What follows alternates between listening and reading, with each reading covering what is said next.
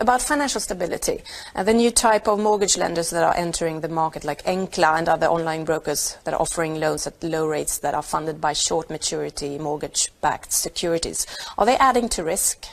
It's too early to tell. That we have some kind of a structural change in the mortgage market, that's not surprising, because if you take a longer view, in the old days, most mortgages were actually handled outside the banks. Then everything moved onto the balance sheets of the banks, and then that you would end up with a sort of a counter movement with things moving out of the balance sheets of the banks again.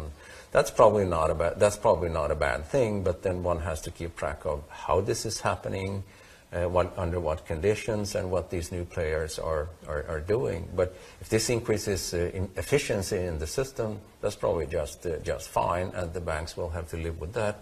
But then, of course, one has to be careful when it comes to the safety and soundness of these new institutions.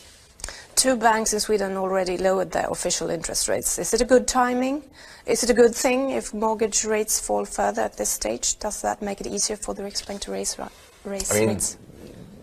It's up to the banks to decide when it comes to the mortgage rates, and the interest rate margin goes up and down over time when the competitive picture changes over time. So this is not really a major issue for us. We are not really into that kind of fine-tuning.